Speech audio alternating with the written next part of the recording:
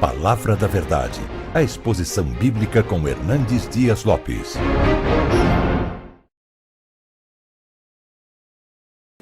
O texto que eu quero compartilhar com vocês está em 2 Timóteo, capítulo 4, dos versos 9 a 18. Abra sua Bíblia comigo, por favor. Segunda carta de Paulo a Timóteo, capítulo 4, versos 6 a 18.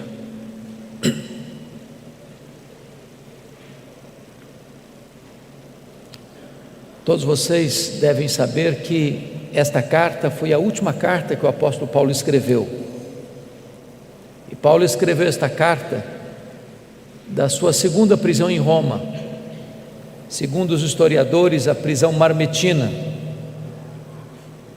que era uma espécie de masmorra, úmida, fria, insalubre, de onde as pessoas saíam leprosas ou saíam para o martírio.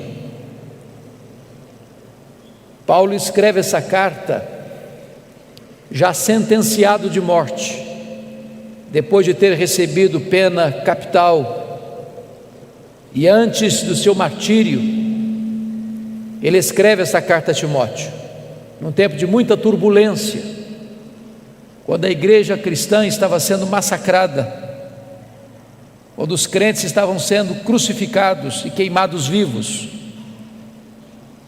quando irmãos em Cristo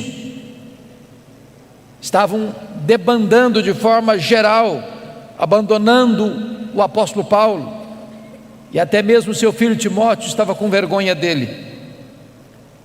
Paulo escreve aqui suas últimas palavras antes de morrer, e portanto essas palavras se revestem de tanta importância para você e para mim.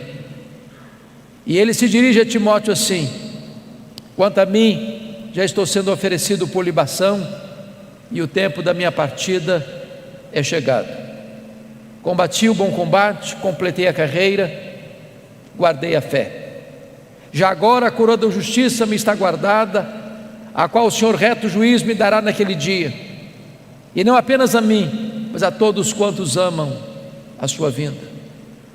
Procura vir ter comigo depressa, porque Demas, tendo amado o presente século, me abandonou e se foi para Tessalônica. Crescente foi para a Galácia, Tito para a Dalmácia. Somente Lucas está comigo. Toma contigo Marcos e traze-o, pois me é útil para o ministério. Quanto a Tíquico, mandei-o até Éfeso.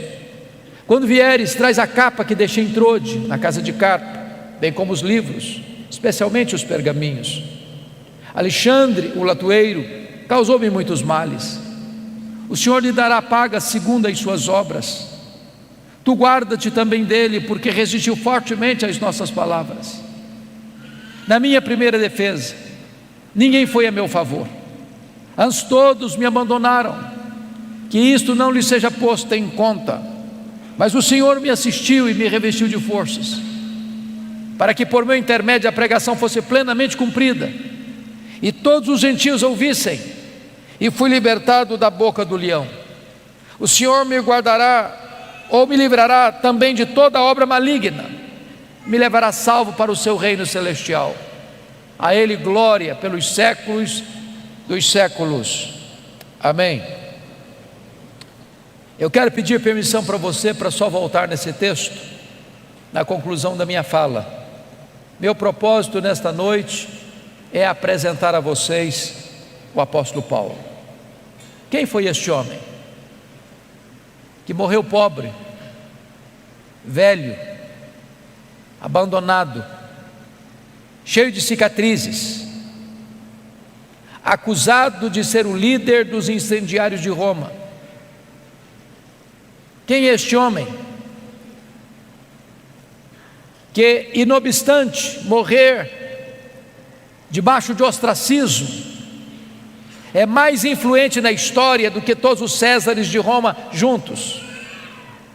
Quem é este homem que plantou igrejas nas províncias da Galácia, da Macedônia, da Acaia, da Ásia Menor, que de Jerusalém ao Ilírico anunciou a esperança do Evangelho? Quem é este homem que dos 27 livros do Novo Testamento escreveu 13 deles, e que ainda hoje influencia milhões e milhões de pessoas? Meu propósito nesta noite é apresentar a vocês este homem. Quem é este homem chamado Paulo? A primeira referência que nós poderíamos encontrar dele na Bíblia está lá em Filipenses capítulo 3, versos 5 e 6, quando diz que ele foi circuncidado ao 8º dia, da linhagem de Israel, da tribo de Benjamim, hebreu de hebreus, quanto à lei fariseu, quanto ao zelo perseguidor da igreja. Diz a Bíblia em Atos 22, 3, que ele nasceu em Tarso da Sicília, por isso era um cidadão romano, e foi enviado ainda jovem para Jerusalém para estudar aos pés do grande mestre Gamaliel, neto do rabino Hilel, para ser um grande líder do seu povo. Diz Gálatas capítulo 1, versículo 14, que ele se destacou entre seus pares, entre seus contemporâneos, pelo zelo que ele tinha pela lei de Deus, pela maneira tão rigorosa com que ele estudou e se preparou para se transformar um grande rabino judaico, um homem de uma personalidade forte, um homem de um temperamento firme, um homem de uma capacidade intelectual sem precedentes no seu tempo, um homem que foi levantado para ser o grande líder do seu povo. Mas curiosamente, enquanto Saulo crescia e se fortalecia em Jerusalém, diz a Bíblia que um outro rabino também se despontava em Israel,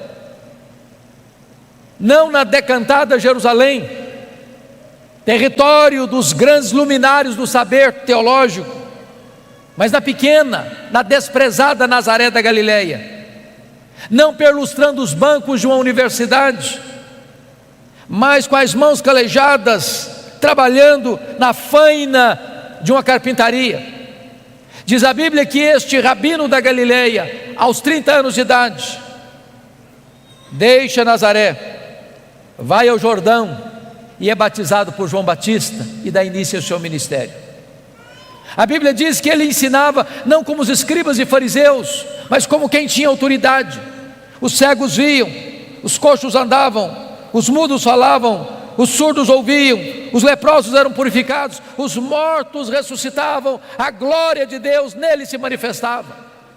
Isso provoca o ciúme e a inveja dos fariseus, dos escribas, dos saduceus, dos religiosos de Jerusalém.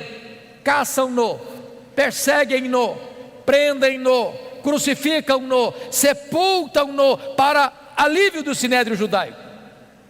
Mas no terceiro dia, após seu sepultamento, no primeiro dia da semana, uma notícia explode como uma bomba no arraial do sinédrio.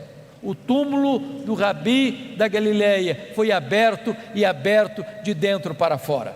Ele ressuscitou, ele venceu a morte, ele triunfou sobre a morte, ele matou a morte com a sua morte ao ressuscitar gloriosamente da sepultura. É nesse momento, irmãos, que se levanta Saulo de Tarso como braço de ferro do sinédrio judaico para perseguir com fúria insana o cristianismo que nascia. E a Bíblia nos informa que este homem recebe 2 epítetos, 2 adjetivos no livro de Atos. Primeiro, ele era uma fera selvagem. Você pode constatar isso olhando Atos 9:1. Está escrito que ele respirava ameaças e morte contra os discípulos do Senhor. Essa expressão na língua grega é a mesma para uma fera selvagem que salta sobre a sua presa para devorá-la. Ele era uma fera selvagem. Se não, vejamos, a Bíblia diz em Atos 8:3 que ele assolava a igreja, entrando nas casas, arrastando homens e mulheres para encerrá-los no cárcere. Ele não respeitava domicílio doméstico, ele assolava a igreja, ele invadia domicílios, ele prendia homens e mulheres. Mas diz Gálatas capítulo 1, versículo 13, que ele devastava a igreja de Deus. como uma tempestade, como um vendaval que vinha sobre a igreja com fúria, com ódio, com rigor assassino. Mas diz Atos capítulo 9, verso 21, que ele não apenas assolava e devastava, ele exterminava aqueles que professavam o nome de Jesus na cidade de Jerusalém. E você bem sabe que exterminar não é prender, exterminar não é bater, exterminar é matar. Saulo era um assassino, Saulo era uma fera selvagem, Saulo era um homem truculento e cruel. Se não, vejamos, diz Atos capítulo 22, versículo 4, que ele perseguiu o caminho até a morte. Em outras palavras, ele não perseguia apenas os crentes, ele perseguia a religião dos crentes, ele perseguia o caminho. Mas diz Atos 26, versículo 9, que ele entendia que devia fazer muitas coisas contra o nome de Jesus. Em outras palavras, ele perseguia os crentes, ele perseguia a religião dos crentes, ele perseguia o Deus dos crentes, ele perseguia Jesus. Mas Atos 26, 10 diz que ele encerrou muitos dos santos em prisões, e contra esses muitos santos dava o seu voto quando os matavam. Em outras palavras, ele não era apenas um assassino, ele era um serial killer, ele era um assassino em série, ele mandou matar muita gente em Jerusalém. Mas Atos 26, 11 diz que por todas as sinagogas ele castigava os crentes, forçando-os a blasfemar, e até por cidades vizinhas e estranhas ele perseguia os cristãos. Em outras palavras, ele não perseguia apenas fisicamente, ele perseguia também psicologicamente. Ele entrava numa sinagoga e dizia para os crentes assim: ou você nega Jesus ou eu te prendo, ou você nega Jesus ou eu te bato, ou você nega Jesus ou eu te mato. Ele era uma fera selvagem. Mas o Novo Testamento nos apresenta um segundo quadro deste homem. Ele era também um touro indomável. Esta figura está em Atos 26, 14.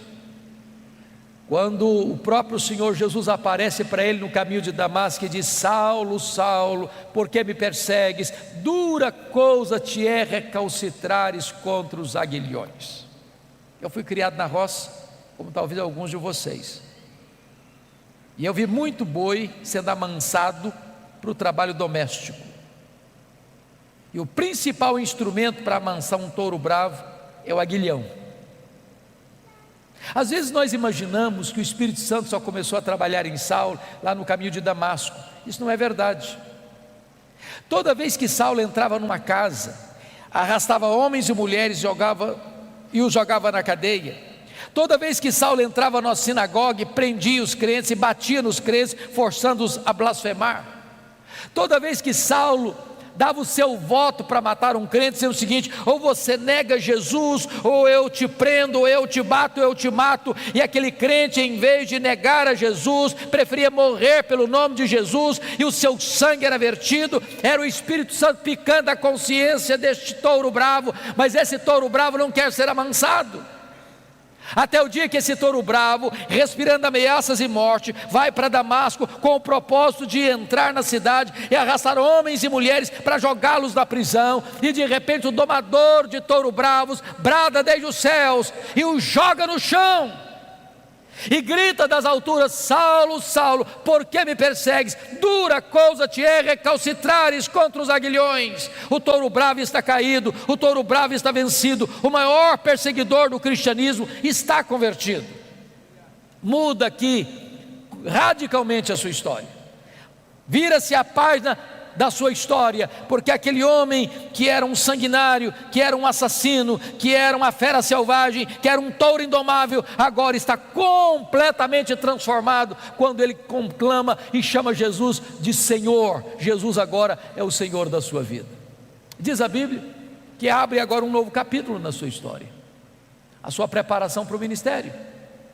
E ele é levado dali cego para a rua direita, na casa de Judas, onde ele fica 3 dias orando e jejuando, enquanto o Senhor se dirige a Ananias em Damasco, um discípulo, e diz assim: Ananias, vai à rua direita, na casa de Judas, e impõe as mãos sobre Saulo, para que ele fique curado. E diz Atos 9,13 que Ananias disse para o Senhor assim: mas Senhor, eu tenho ouvido de tanta gente, quantos males tem feito este homem aos teus santos em Jerusalém? Mas Deus diz: vai, porque ele é para mim um vaso escolhido. Eu enviarei para longe aos gentios e aos reis, e eu lhe mostrarei o quanto importa sofrer pelo meu nome. Diz a Bíblia que Ananias vai e impõe as mãos sobre Saulo, as escamas caem dos seus olhos, ele volta a ver. Diz a Bíblia que o Espírito Santo entra nele, ele fica cheio do Espírito Santo. Diz a Bíblia que ele foi batizado. E nesse momento eu convido você para abrir sua Bíblia em Atos 9:20, por favor. Logo depois que Saulo foi curado, logo depois que Saulo foi revestido com o Espírito Santo, logo depois que Saulo foi batizado, diz Atos 9:20, que a partir daí, em seguida, logo a seguir, ele começa a pregar nas sinagogas, afirmando que este Jesus é o Filho de Deus. Mas olha comigo Atos 9:22. Saulo mais e mais se fortalecia, confundindo os judeus, demonstrando que este é o Cristo, o Messias. Eu pergunto a vocês: tem alguma diferença entre o que ele fez no verso 20 para o que ele fez no verso 22? Prestem atenção.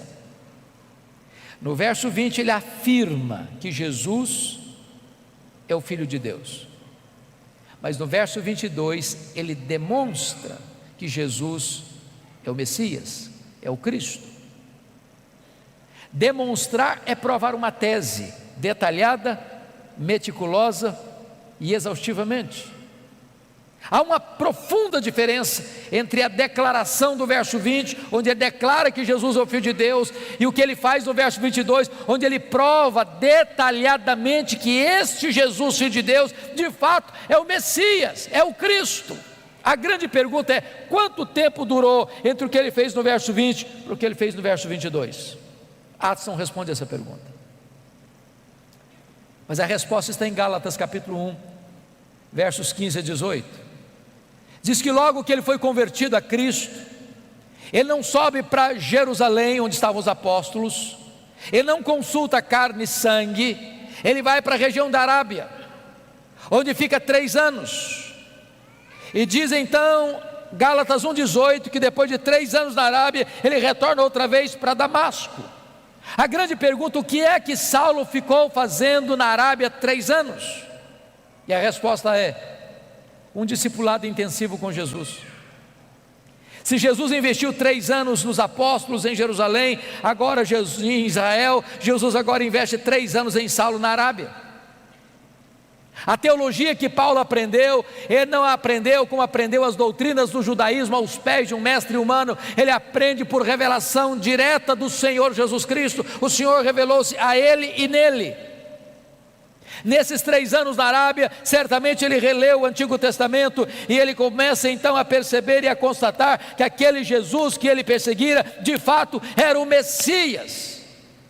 Convencido, portanto, desta verdade, depois de 3 anos, diz Gálatas 1,18, que ele retorna outra vez para Damasco, e é nesse retorno para Damasco que se encaixa Atos 9:22. Saulo mais e mais se fortalecia, confundindo os judeus, demonstrando que Jesus é o Cristo. O que é que acontece com ele? Os judeus querem matá-lo, ele precisa fugir, de forma humilhante, dentro de um cesto, muralha abaixo, de noite. Para onde ele vai agora? Agora ele vai para Jerusalém. E aqui eu quero levantar uma tese com os meus amados irmãos, e preciso muito da sua atenção, porque às vezes nós imaginamos, irmãos, que Saulo foi já usado poderosamente por Deus desde a sua conversão. Isso não é um fato.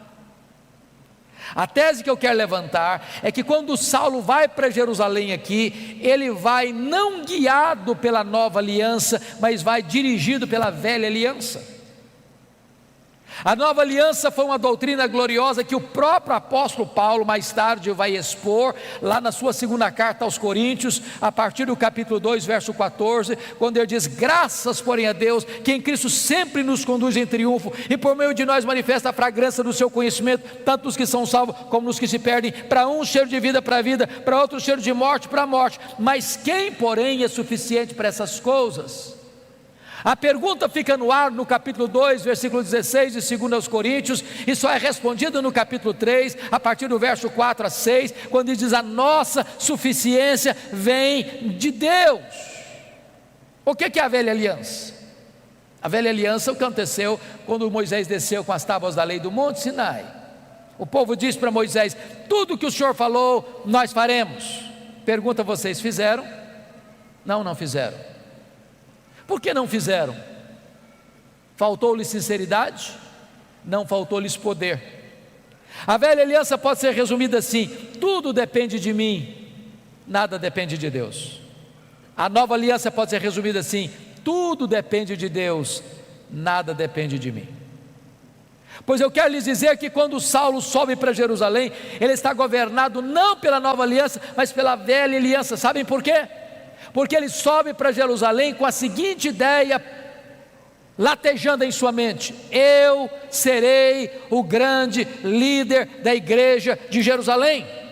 Ele tinha motivos para pensar isso. Primeiro, todos os apóstolos de Jesus eram galileus, exceto Judas Iscariotes,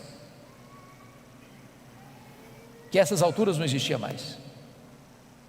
E vocês sabem que aqui na Judéia, em Jerusalém, os galileus eram tratados como gente de segunda classe, com total desprezo, com total acepção e preconceito. Tanto é fato que quando o Pentecoste acontece, o derramamento do Espírito vem, as multidões se reúnem às 9 horas da manhã no cenáculo, e uns olham e dizem assim: ah, esquece, são galileus. Outros disseram o seguinte: estão bêbados. Saulo pensou assim: esses galileus aqui em Jerusalém não vão conseguir nada. Segunda razão: os apóstolos do Senhor Jesus eram homens iletrados, e Jerusalém era a capital intelectual da teologia. Lá estavam os escribas, lá estavam os doutores da lei, lá estavam os fariseus, lá estavam os saduceus, lá estava o sinédrio, lá estava a fortaleza teológica de Israel. E Saulo pensou: esses homens, além de galileus, são iletrados, não vão conseguir nada aqui. Ainda mais, Saulo era um homem intelectual. Saulo tinha livre trânsito nos corredores do poder eclesiástico. Saulo conhecia Jerusalém, Saulo fora criado em Jerusalém, Saulo perseguiu a igreja de Deus em Jerusalém, e ele sobe com a seguinte ideia: eu tenho o melhor currículo, eu tenho o melhor preparo, eu tenho a melhor postura para ser o líder da igreja de Jerusalém, e com essas ideias ele sobe. Sabe o que acontece? Confira comigo Atos 9, 26. Quando ele chega na igreja de Jerusalém, todos, não alguns, todos os discípulos não acreditaram na conversão dele. Achavam que ele estava sabotando a fé, achavam que ele estava blefando, e bateram a porta da igreja na cara dele. Para quem queria ser líder, nem recebido foi. Deus golpeia aqui o orgulho dele. Agora olha comigo Atos 9, 27. Diz a Bíblia que Barnabé o apanha, Barnabé o apresenta aos apóstolos, os apóstolos recebem Saulo, e agora então ele tem livre trânsito na igreja, ele entra e sai, discute com os helenistas, e diz a Bíblia que os helenistas resolvem matá-lo. O que acontece? Os membros da igreja, os discípulos se reúnem e dizem assim para Saulo: Saulo, você não pode ser o nosso pastor não, você tem que ir embora da nossa igreja. Agora preste atenção, irmãos, não é fácil para um pastor estar convencido que deve ficar na igreja, quando os membros da igreja estão convencidos que ele deve sair da igreja. Não é fácil. Sabe o que aconteceu com ele? Ele não foi embora. Ele não foi embora. Mas se você olhar Atos 26, 17, não foram apenas os crentes que mandaram ele embora, não. O próprio Deus apareceu para ele numa visão em Jerusalém e diz assim: vai embora de Jerusalém, que eles não vão te ouvir. Meus irmãos, ser mandado embora pelos líderes da igreja é uma coisa, ser mandado embora pelos membros da igreja é outra coisa, mas ser mandado embora da igreja pelo próprio Deus, parece que não resta opção. Mas sabe qual a decisão dele? Ele não foi embora. Aliás, confira aí comigo, Atos 22, 18 e 19, que ele discute com Deus. Ele arrasou com Deus, mas Senhor, eu persegui a igreja aqui. Quando se matou Estevão, o teu testemunho estava presente, consentia nisso, até guardei as vestes daqueles que o apedrejaram. Sabe o que ele está dizendo para Deus? Oh Deus, o Senhor pensa melhor, o Senhor pensa direito. O senhor não pode cometer esse erro estratégico. Eu sou o cara, eu sou o homem, eu tenho o melhor currículo, eu tenho o melhor perfil, eu tenho o melhor preparo. Se o senhor me tirar daqui, essa aqui não vai para frente. Eu sou indispensável. Sabe o que aconteceu? Deus não mudou. Foi Saulo quem tem que mudar e mudar. Deus diz: vai. Sabe o que aconteceu com ele? Ele não foi. Ele não foi. Volte a ler comigo agora Atos 9:30 e você perceberá isso. Os discípulos pegaram Saulo e o levaram até Cesareia. Preste atenção que ele não foi, ele foi levado. Ele não saiu, saíram com ele. Ele saiu de Jerusalém como Ló saiu de Sodoma, a reboque. E mandaram-no depois para onde? Para Tarso. Onde era Tarso? O lugar que ele nasceu. Sabe o que Deus está dizendo para esse cara que você acha insubstituível? Meu filho, se você pensa que eu preciso de você, você está muito enganado. É você quem precisa de mim. Você quer saber de uma coisa? Arruma as malas e volta para casa. Arruma as malas e volta para casa. Entenda isso, amado irmão. Deus não precisa de você, é você quem precisa de Deus. Você não é insubstituível. Sabe o que aconteceu com ele?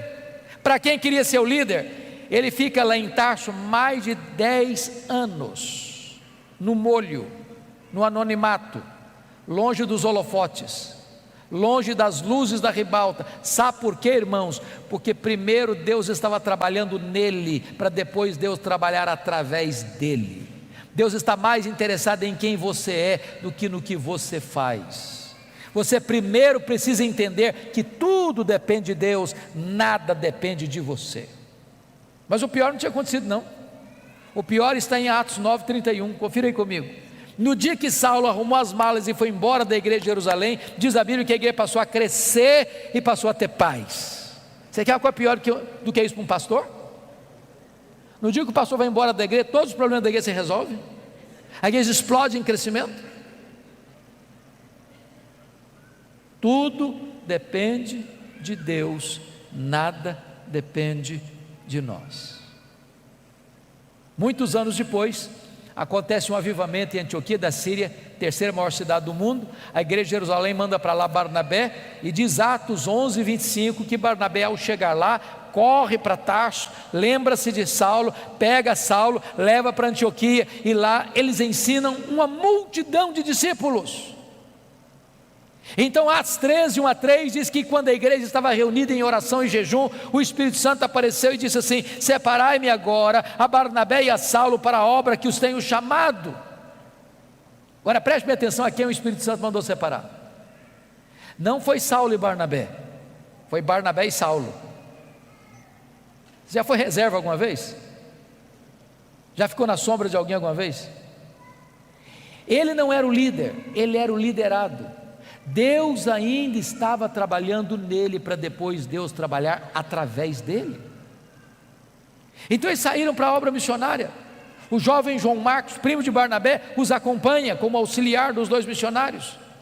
Eles chegam em Pafos, e diz a Bíblia que ali em Pafos o procônsul Sérgio Paulo está interessado no Evangelho, mas o seu mágico particular Elimas tenta impedir o procônsul de ouvir o Evangelho. E diz a Bíblia que Saulo, cheio do Espírito Santo, se dirige ao mágico assim: ó filho do diabo, até quando perverterás os retos caminhos de Deus? Pois ficarás cego.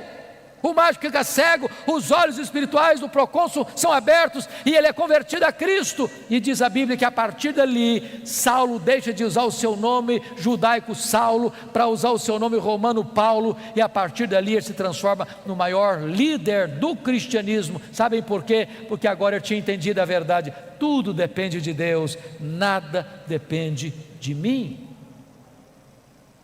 Dali eles saem para perto da Panfilha, Atos 13:13.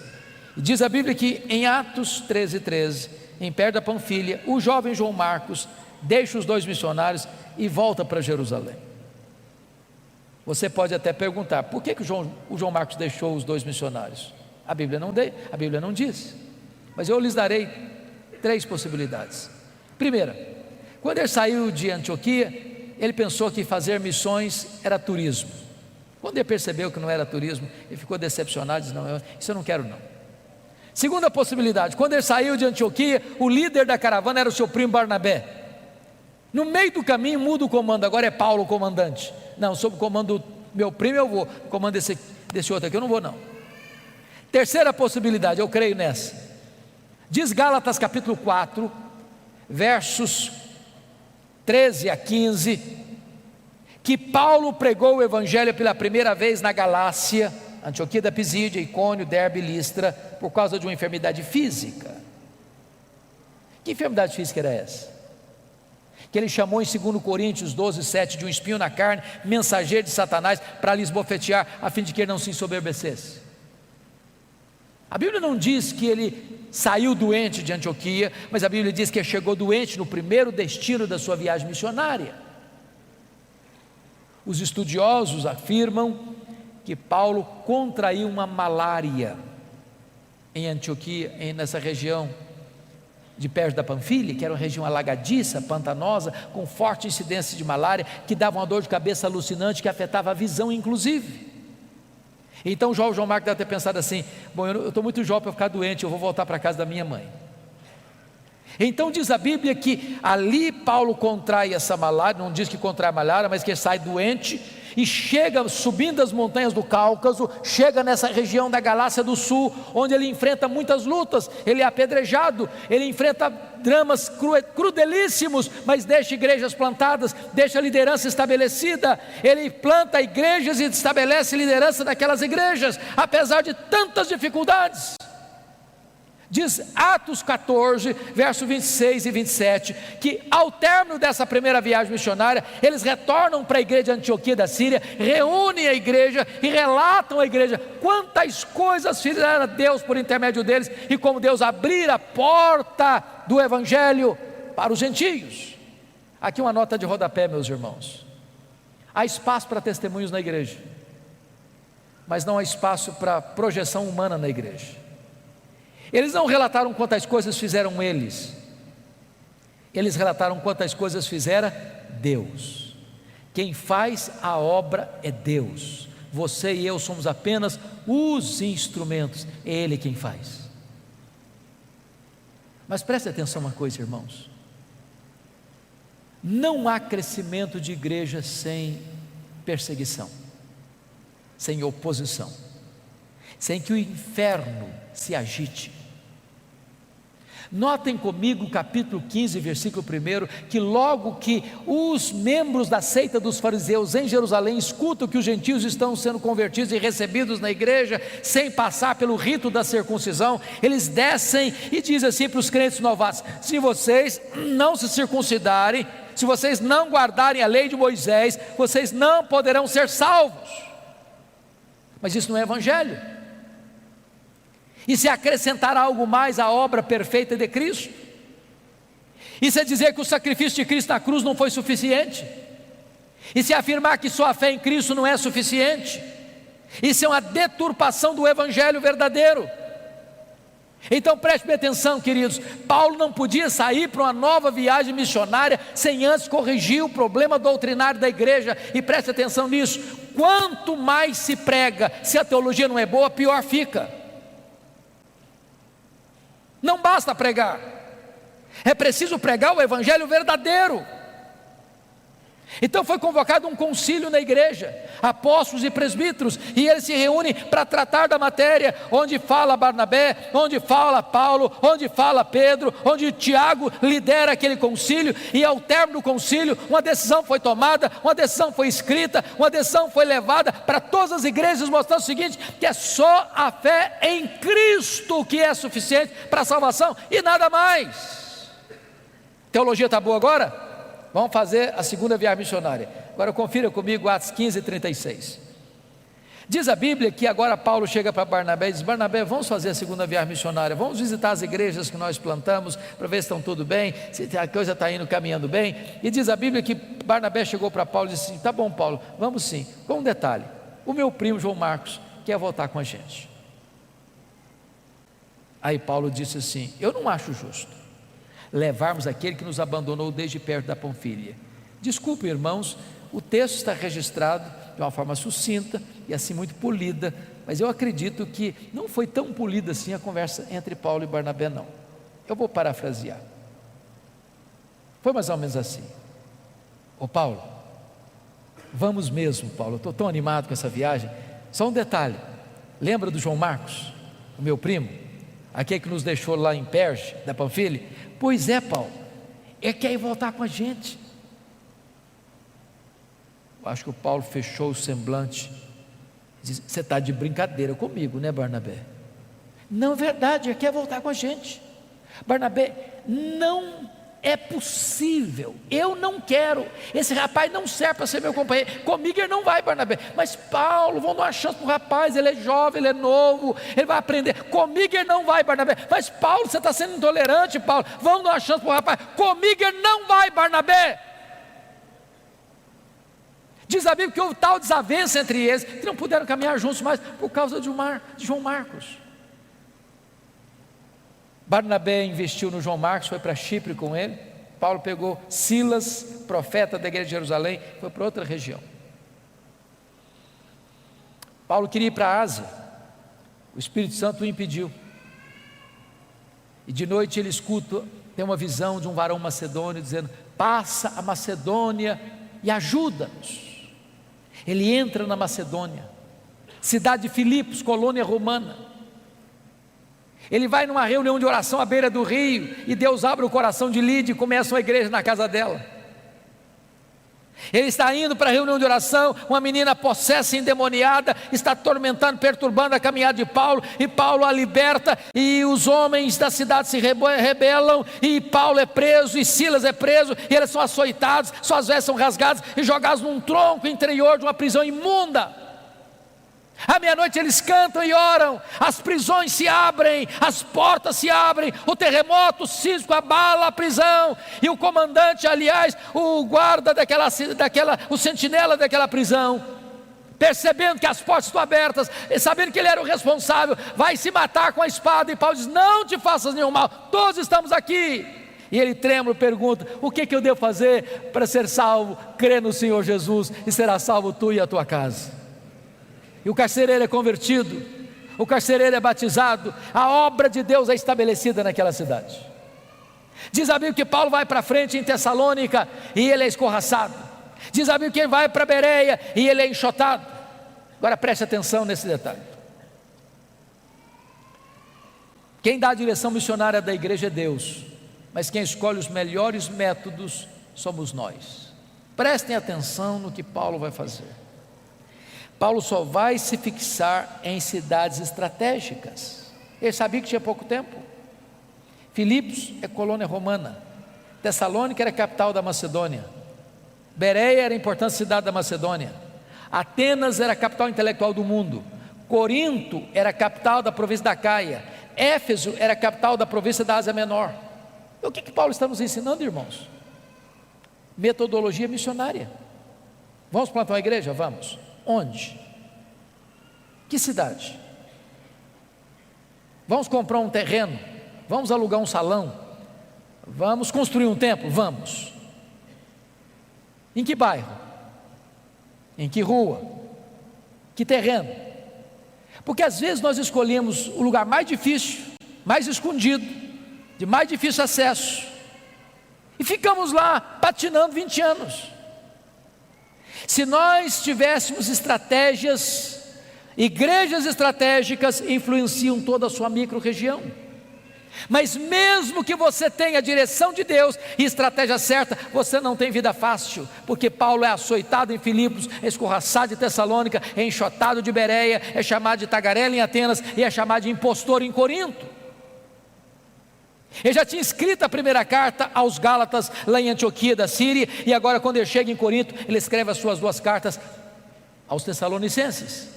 Ele vai para a 3ª viagem missionária em Éfeso, e vocês sabem que Éfeso, capital da Ásia Menor, era uma cidade de mais de 300 mil habitantes, era um centro de culto pagão da época, porque o grande templo da deusa Diana estava lá, uma das 7 maravilhas do mundo antigo. E Paulo chega nessa cidade idólatra, Paulo chega nessa cidade cheia de feitiçaria, e diz a Bíblia que em 3 anos que ele fica ali, ele desarticula a idolatria, ele desarticula a feitiçaria, a palavra de Deus prevalece na cidade, igrejas são plantadas em toda a província, como Esmirna, Pérgamo, Tiatira, Sardes, Filadélfia, Laodiceia, Colossos e Herápolis. Amados irmãos, eu não posso entender um fato desse, com toda a tecnologia que você e eu temos hoje, de rádio, de televisão, de Bíblia impressa, de folheto, de zap e de tudo mais. Chega uma cidade de 300 mil habitantes, 3 anos, se você não tomar muito cuidado, nem o seu bairro sabe que você está ali. Paulo chega numa cidade 3 anos, sem nada disso, e a cidade é impactada, a cidade é transformada, igrejas são plantadas. E agora diz a Bíblia que ali de Éfeso ele escreve as suas 2 cartas à igreja de Corinto, está saindo da igreja, indo para Jerusalém, levar uma oferta para os pobres da Judéia. Isso porque ele assumiu um compromisso em Gálatas 2:10 de ir para os gentios, mas não se esquecer dos pobres. Isso porque Atos 18:2 diz que no tempo de Cláudio uma grande fome invadiu o mundo, e muitos judeus foram expulsos, aliás os judeus foram expulsos de Roma e voltaram para a Judéia sem casa, sem propriedades para trabalhar. E Paulo levanta uma oferta e vai levando essa oferta. Quando ele chega para embarcar em Mileto, ele diz para os presbíteros de Éfeso assim: o Espírito Santo me assegura que o que eu vou enfrentar pela frente são cadeias e tribulações, mas em nada eu considero a vida preciosa para mim mesmo, conquanto que eu complete a minha carreira e o ministério que eu recebi do Senhor Jesus, para testemunhar o evangelho da graça de Deus. Quando ele chega e desembarca em Cesareia Marítima, Ágabo prende com o cinto e diz: você vai ser preso em Jerusalém, é isso que vai acontecer com você lá. Os discípulos tentam demover, ele diz: eu estou pronto não só a ser preso, eu estou pronto a morrer por Jesus em Jerusalém. Ele chega e é preso mesmo. Os judeus resolvem matá-lo. 40 judeus entram em conspiração de anátema: nós não vamos comer, nós não vamos beber enquanto não matar Paulo. A notícia chega ao comandante, ele é transferido naquela noite para Cesareia Marítima, onde fica 2 anos sendo acusado pelos judeus. Diante da fraqueza do governador Festo, pronto a entregá-lo ao Sinédrio, e o Sinédrio pronto a matá-lo no caminho, Paulo, percebendo a jogada, diz: eu sou cidadão romano e eu quero ser julgado diante de César. E o governador diz: para César você quer ir? Para César você irá. Mas Deus já havia dito para ele, lá em Atos 23:11, quando ele estava preso na fortaleza em Jerusalém: coragem, Paulo, assim como você deu testemunho aqui em Jerusalém, eu quero que você dê testemunho também em Roma. Ora, irmãos, Deus o queria em Roma, e quando ele escreveu sua carta aos romanos, indo para Jerusalém, na Macedônia, ele disse que queria ir para Roma, e de Roma ser enviado à Espanha. O que você espera? Se Deus o quer em Roma, e se ele quer ir para Roma, você espera que a viagem fosse tranquila. Diz Atos 27, que quando ele está para embarcar, ele diz para o comandante assim: não é prudente viajar não, está chegando o inverno, não se navega com segurança no inverno. Mas o comandante não escutou Paulo não, e diz a Bíblia que aquela viagem se torna turbulenta, uma tempestade terrível, o navio se arrebenta todo, o trigo que carregavam teve que ser jogado no mar, e um anjo aparece para Paulo no navio e diz: coragem, Paulo, ninguém vai morrer, tem 276 pessoas nesse navio, todo esse time vai estar entregue nas suas mãos, eu por amor a você vou poupar essa gente, mas vocês vão ter que dar numa ilha. Quando o dia amanheceu, eles avistaram a ilha de Malta, e diz a Bíblia, quando desembarcaram, tinha uma fogueira para aquecê-los, e diz a Escritura que a única pessoa que tentou então manter a fogueira acesa foi o apóstolo Paulo, foi catar matar graveto e jogar naquela fogueira, e quando ele joga um punhado de graveto na fogueira, uma víbora brota do fogo e prende na mão do Paulo. Quando a cobra prende na mão do Paulo, os malteses gritaram: é um assassino, tenta se livrar do mar, a justiça não deixa viver, vai cair, vai inchar, vai morrer. Não caiu, não inchou, não morreu, mudar de opinião, é um Deus. Não, agora não é nem um assassino, nem um Deus, é o servo do Deus vivo. Não foi a tempestade que levou Saulo, ou melhor Paulo, para ele de Malta, foi a mão da providência divina. Porque tinha o pai do prefeito doente, Paulo orou por ele, foi curado, os demais enfermos vieram e eles foram curados, e Paulo passa ali os 3 meses do inverno e recebe toda a ajuda para ir para Roma com todas as suas necessidades supridas. E então diz a Bíblia que ele chega em Roma, não como sonhara chegar, mas chega preso, chega algemado. E ele escreve a sua carta aos Filipenses assim: meus irmãos, eu quero que vocês saibam que as coisas que me aconteceram têm antes contribuído para o progresso do Evangelho. Você poderia até perguntar: mas Paulo, o que aconteceu com você que contribuiu para o progresso do Evangelho? Ele faria um resumão para nós assim: olha, eu fui perseguido em Damasco, eu fui rejeitado em Jerusalém, eu fui esquecido em Tarso, eu fui apedrejado em Listra, eu fui açoitado em Filipos, eu fui escorraçado de Tessalônica, eu fui enxotado de Bereia, eu fui chamado de tagarela em Atenas, eu fui chamado de impostor em Corinto, eu enfrentei feras em Éfeso, eu fui preso em Jerusalém, eu fui acusado em Cesareia, eu enfrentei um naufrágio para Roma, eu fui picado por uma cobra em Malta, eu cheguei em Roma preso e algemado, mas eu quero que vocês saibam que as coisas que me aconteceram têm antes contribuído para o progresso do Evangelho. Esse homem não crê em acaso, esse homem não crê em sorte, esse homem não crê em azar, esse homem não crê em determinismo cego, esse homem não crê em olho gordo, esse homem não crê em misticismo, esse homem sabe que a mão de Deus dirige o seu destino. Porque ele está preso em Roma, 3 coisas ele testemunha que aconteceram. Primeiro, a igreja foi mais encorajada a pregar. Olha que coisa interessante. Quando a igreja de Roma viu que Paulo preso estava trabalhando mais que eles, se mexeram. Ray Stedman, de saudosa memória, tem um método, segundo ele, que é um dos mais eficazes de crescimento de igreja. Eu pessoalmente não gosto tanto. Ele diz o seguinte: você quer ver a igreja crescer? Bote os pastores na cadeia e a igreja crescerá. Segundo, porque Paulo estava preso, diz ele, todos os membros da guarda pretoriana tomaram conhecimento das minhas cadeias em Cristo. Sabe o que significa isso, irmãos? Ele ficou 2 anos, 61 e 62 depois de Cristo, preso em Roma, na primeira prisão. Ele era um cidadão romano, tinha um soldado algemado com ele, todo dia, em 3 turnos por dia. A guarda pretoriana era a guarda de elite do imperador, era a guarda de escol, eram os soldados da mais alta patente do império, eram 16 mil soldados da mais alta patente, gente que trafegava nos corredores do poder, todo dia tinha alguém algemado com ele. E o que Paulo fazia com eles? Evangelho neles, evangelho neles, evangelho neles. Depois de 2 anos, toda a guarda pretoriana estava evangelizada. Se Paulo não estivesse nessa prisão, ele jamais alcançaria a elite de Roma. Deus o colocou lá e ele entendeu isso. Eu não sou prisioneiro de César, não, eu sou prisioneiro de Cristo, eu sou embaixador em cadeias. Não é o lugar que faz você, é você que faz a circunstância. Porque ele estava preso, diz ele, não podia visitar as igrejas. O que ele fez? Começou a escrever cartas. Que cartas? Efésios, Filipenses, Colossenses, Filemon, as cartas da primeira prisão. Se Paulo estivesse solto, talvez nós não teríamos essas joias na nossa Bíblia. Dessa primeira prisão ele pediu para sair, ele orou para sair e saiu, mas não saiu para se aposentar, não saiu para deitar numa cadeira de balanço, saiu para fazer a 4ª viagem missionária. Deixou Tito em Creta, deixou Timóteo em Éfeso, muito provavelmente foi à Espanha, como relata a maioria dos historiadores. Passou por Nicópolis, escreveu mais 2 cartas, 1 Timóteo e Tito. Mas agora, irmãos, uma tragédia acontece no mundo. 17 de julho do ano 64, Nero põe fogo em Roma, assiste o espetáculo do alto da torre de Mecenas, 7 noites, 6 dias de incêndio. 17 de julho a 24 de julho, a maior cidade do mundo, mais de 1 milhão de habitantes, devorada pelas chamas. 70% da cidade destruída. Dos 14 bairros, 10 bairros destruídos.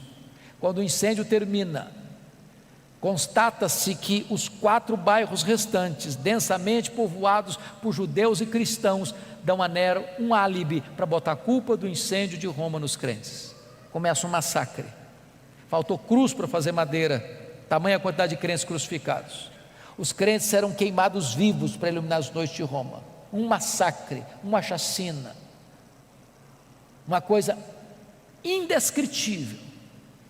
Nesse momento Paulo é caçado como o maior líder do cristianismo, e ele é preso, talvez em Trode, na casa de Carpo. Não deu para pegar seus livros, nem seus pergaminhos, nem mesmo a sua capa pessoal. E agora ele é jogado na masmorra mamertina, um buraco escuro, úmido, frio, insalubre. E é desta masmorra que ele escreve a sua última carta, a carta segundo Timóteo. E agora eu convido você para abrir o texto lá onde nós começamos, para nós encerrarmos esta palavra. Preste bem atenção, que Paulo está preso agora não é como um apóstolo, como da primeira prisão. O que está por trás dessa prisão não é mais os judeus, mas a máquina do Império Romano. Confira comigo aí capítulo 2, versículo 9. Ele está preso agora como um malfeitor, como um bandido.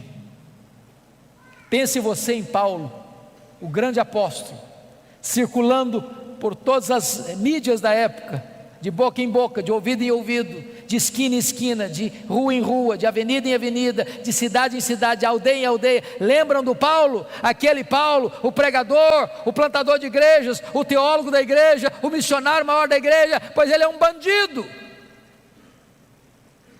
Ele é o líder dos incendiários. Sabe o que aconteceu? Confira aí capítulo 1, versículo 15. Todos os da Ásia o abandonaram, todos. Ninguém quer ficar perto dele, ninguém se é amigo dele. Os crentes que foram recebidos por ele, filhos da fé dele, não querem mais saber dele. Todo mundo está com medo de se aproximar dele. Agora olha o capítulo 1, versículo 8. O próprio filho da fé, o mais íntimo cooperador do apóstolo Paulo, chamado Timóteo, está com vergonha de Paulo. Paulo diz: meu filho, não te envergonhes das minhas cadeias. Sabe o que aconteceu? Olha comigo capítulo 4, versículo 16. Vocês sabem que Roma, o Império Romano, mesmo diante de tamanha perseguição, o direito romano era muito famoso e até hoje é estudado nas universidades. Toda pessoa tinha direito de defesa, pois ele teve esse direito. Ele vai para a primeira audiência. Na minha primeira defesa, diz capítulo 4, 16, ninguém foi a meu favor. Pense comigo nessa cena. Paulo deve ter ido para lá assim pensando: vai ter muito crente lá para me defender, para dizer que eu não sou um bandido, para dizer que eu sou homem de Deus, para dizer que eu sou um apóstolo, para dizer que eu sou um pregador do evangelho, para dizer que eu sou comprometido com outra causa, a causa do bem, a causa do amor, a causa da salvação. Vamos dizer que eu não sou esse homem de quem estão acusando aí. Quando ele chega lá, não tem ninguém para defendê-lo. Sabe o que aconteceu? Ele é condenado, não à prisão perpétua, é condenado à pena de morte. Pena de morte. É dessa forma que ele escreve essa carta. O que ele tem para repartir conosco? Primeiro, ele vai fazer uma avaliação da vida. Olha aí a avaliação do passado. Versículo 7, combati o bom combate, completei a carreira, guardei a fé. Todos os verbos estão no passado. Está dizendo o seguinte: a vida não foi amenidades não. Eu não larguei a obra no meio do caminho não. Eu não prostituí meu ministério não. Eu guardei a fé. Ele faz uma avaliação agora do seu presente no verso 6. Quanto a mim, já estou sendo oferecido por libação, e o tempo da minha partida é chegado. Sabe o que ele está dizendo? Ele está dizendo o seguinte: não é Roma que vai me matar não, eu que vou me entregar. Eu não vou me entregar para Roma não, eu vou me entregar como libação ao Senhor. E eu não vou morrer também não, eu vou partir, porque essa palavra partida aí é um eufemismo para a morte. Essa palavra no grego tem 3 significados. Primeiro, é aliviar alguém de um peso. Sabe o que é morrer para um crente? É descansar da sua fadiga. Segundo, é desatar um bote e atravessar para o outro lado do rio. Sabe o que é morrer para um crente? É fazer a última viagem rumo à pátria celestial. Sabe o que significa a palavra partida? Significa o seguinte, é que você agora, nessa palavra, significa levantar acampamento, afrouxar as estacas de uma barraca provisória e ir para sua casa permanente. Sabe o que é morrer para um crente? É mudar de endereço, é ir para a casa do Pai. Paulo não está com medo de morrer, porque sabe em quem tem crido e sabe para onde está indo. Agora faz uma avaliação do seu futuro no versículo 8. Ele diz o seguinte: já estou indo receber a coroa da justiça, a qual o Senhor reto juízo me dará naquele dia, e não apenas a mim, mas a todos quantos amam a sua vida. Sabe o que ele está dizendo, irmãos? Não importa se Nero me considera um bandido, o que importa para mim é que eu vou comparecer perante o reto juiz, e o reto juiz já guardou para mim a coroa da justiça. Eu não estou indo para o cadafalso, não, eu estou indo receber a coroa da justiça, eu estou indo para a glória celestial. Mas esse homem não é um super-homem, ele abre o coração no final da vida e compartilha conosco a sua dor. Primeiro drama que esse homem enfrenta, confira comigo aí, versículo 9, é o drama da solidão. Procura vir ter comigo depressa. Olha o verso 21, venha meu filho, mas venha antes do inverno. Oh, amados irmãos, gente precisa de Deus, mas gente precisa de gente. Todos nós aqui precisamos de um amigo, de um ombro, de alguém com quem repartir as dores e abrir o coração. Eu não sei quantos de vocês notaram, o ano passado foi um ano muito doloroso, muito triste para a igreja evangélica. Muitos pastores evangélicos tiraram a sua vida, cometeram suicídio o ano passado. Às vezes você lida com multidão e vive no universo da solidão. Você precisa ter um amigo em quem você confia para repartir as dores do seu coração. Paulo é um apóstolo, mas ele está dizendo: eu preciso de você, meu filho, venha ter comigo, eu preciso encostar minha cabeça no seu peito antes de morrer, venha depressa, eu não posso esperar mais. Segundo drama que esse homem enfrenta, meus irmãos, está no versículo 10, olha comigo, é o drama do abandono. Demas, tendo amado o presente século, me abandonou. Não é fácil ser abandonado, não é fácil ser abandonado no final da vida, não é fácil ser abandonado quando você precisa de ajuda, não é fácil ser abandonado quando você mais precisa de socorro, não é fácil ser abandonado por aqueles que você um dia ajudou, não é fácil ser abandonado quando você está sofrendo injustiça. Paulo está enfrentando o drama do abandono. Talvez você que entrou aqui hoje está enfrentando algum tipo de abandono dentro da sua casa, pelo seu namoro, namorado, namorada, noivo, noiva, marido, esposa, amigo, amiga, irmão, irmã, eu não sei. O drama do abandono é cruel e Paulo está lidando com esse drama. Terceiro drama que ele enfrenta, confira comigo aí o versículo 14 e 15, o drama da traição. Alexandre o Latueiro causou-me muitos males. Diz os historiadores que foi esse indivíduo que delatou o apóstolo Paulo, culminando na sua segunda prisão e no seu consequente martírio. É gente que puxa o seu tapete, é gente que apunhala você pelas costas, é gente que torce para você cair, é gente que celebra quando você chora, é gente que chora quando você está feliz. Muitas vezes, meus irmãos, embora você é um crente, você é um líder, você enfrenta o drama da traição. Sabe o que Paulo diz? Não tente vingar-se, não tente dar o troco, não tente revidar, não tente guardar mágoa no seu coração. Você não sabe lidar com isso, entregue essa causa nas mãos de Deus. O Senhor lhe dará paga, eu não. Meu papel é perdoar, meu papel é pagar o mal com o bem. Entregue essa causa nas mãos de Deus. Quarto drama que ele está enfrentando, versículo 13, confira comigo, o drama das privações. Ele está enfrentando 3 privações. Primeiro, privação emocional, gente precisa de gente. Privação mental, ele está precisando de ler. Paulo me impressiona muito, porque ele sabe que vai morrer, está querendo estudar mais. Tem gente que passa a vida inteira e não estuda nada. É hora de você parar para pensar se você é uma pessoa que lê. Que quem não lê não enxerga. Quem não lê vai ser comandado. Quem não lê não discerne. Quem não lê não entende. Paulo sabe que vai morrer, mas quer estudar um pouco mais, não quer abrir mão da palavra de Deus, ele quer se alimentar da palavra de Deus, ele quer enriquecer a sua alma, mesmo no final da sua própria vida.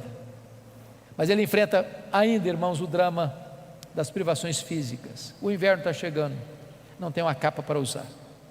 Você sabe que gente velha sente mais frio que gente nova. Lá em Roma, no inverno, faz mais frio numa masmorra do que fora dela, e a temperatura baixa a 0 grau, até mais do que isso. Ele está dizendo o seguinte: meu filho, se você não vier logo, eu vou morrer de frio antes de ser degolado. Traz a minha capa quando você vier. Sabe o que me impressiona com isso? O maior pastor, maior teólogo, maior missionário, maior plantador de igrejas da história do cristianismo, não tem uma capa surrada para usar no inverno. E você? Tem casa, tem cama, tem roupa, tem comida, tem conforto, e às vezes você está murmurando. Está murmurando.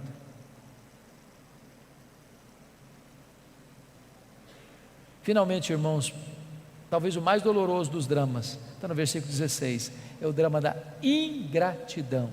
Na minha primeira defesa, ninguém foi a meu favor. Você precisa cuidar do seu coração, sabe por quê? Se você tiver expectativa nos homens, você pode se frustrar. Você investe, você semeia, você abençoa, você trabalha, e quando você precisa de ajuda, às vezes essa ajuda não chega. Essa mão estendida não se abre para você. Mas bendito seja Deus, porque diz no verso 17 assim: mas o Senhor me assistiu e me revestiu de forças. Pode faltar para você o apoio dos homens, mas não faltará para você o apoio de Deus. Pode faltar para você o apoio da terra, mas não faltará para você o apoio do céu. Deus nunca vai desamparar você. Mas, amados irmãos, chega o dia da execução. Você pode imaginar o que esse homem está sentindo? Há alguns anos nós vimos com muita tristeza um brasileiro sendo executado num país asiático. A embaixada brasileira lutou, muitas cartas, centenas de cartas foram para aquele país, nada adiantou. Aquele moço pegado com drogas foi executado. Não é fácil chegar o dia no corredor da morte.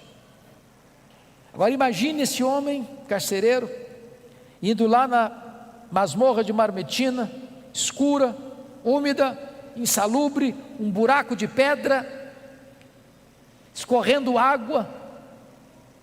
O inverno está chegando, é muito úmido. Eu imagino esse homem andando pelos corredores escuros daquela prisão. Eu imagino aquele homem abrindo aquela pesada porta de ferro dessa masmorra. Eu imagino esse homem entrando com a tocha de fogo para conseguir enxergar muito bem o que está lá dentro. E ele grita então: prisioneiro Paulo, prisioneiro Paulo, prisioneiro Paulo. Talvez lá no canto, alguns trapos em cima da pedra úmida. Aquele velho cheio de cicatrizes se levanta e diz: sou eu estou aqui. Ele é acorrentado, ele é retirado dessa masmorra úmida, ele é levado ao cadafalso, ao local do patíbulo e da execução. E eu imagino esse homem perguntando para ele assim: você quer dizer algumas palavras antes de morrer? Pensando que ele havia de dizer da mágoa, da dor, do ressentimento, da revolta, da tristeza, da decepção. E o velho apóstolo responde: sim, eu quero dizer algumas palavras antes de morrer. Naquele momento, ele ergue os olhos aos céus e diz a ele: ao Senhor Jesus, glória pelos séculos dos séculos, amém. Botou a cabeça no cepo da forquilha, a espada de Roma tosou-lhe a cabeça, corpo para um lado, cabeça para o outro, tombou na terra como um mártir, mas foi recebido no céu como um príncipe.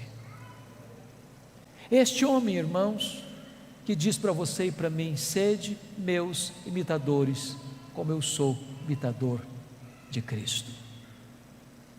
Que Deus nos ajude nesse tempo em que o Evangelho está tão desfigurado, onde os pregadores estão sendo tão comercializados por interesses humanos, que Deus reavive no nosso coração a paixão pelo ministério, que Deus nos dê um senso profundo do que significa a obra de Deus, e que você e eu sejamos homens segundo o coração de Deus, mulheres segundo o coração de Deus, cheio do Espírito Santo, entendendo que se vivemos para o Senhor, vivemos, mas se morremos para o Senhor, morremos, quer pois vivamos, quer pois morramos, nós somos do Senhor. Eu quero orar com vocês, quero colocar a sua vida diante de Deus, quero desafiar você a viver uma vida digna do Evangelho. Eu queria que você ficasse em pé onde você está, e eu quero colocar a sua vida diante do trono da graça.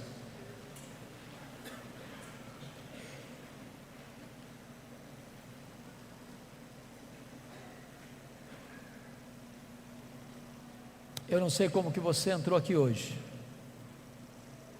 eu não conheço todas as suas lutas, eu não conheço a sua biografia, a sua história, mas Deus está neste lugar, e hoje Ele quer fazer uma grande obra no seu coração. Assim como Ele pegou Saulo e o transformou, assim como Ele usou ao redor do mundo, Ele pode fazer uma grande obra também no seu coração. Feche os seus olhos, por favor. Ponha a sua vida nas mãos de Deus. Coloque-se à disposição de Deus, para que Ele manifeste na sua vida o seu poder e a sua glória. Rendemos-te graças, Deus, pela história do apóstolo Paulo. Rendemos-te graças pelo legado que ele nos deixou.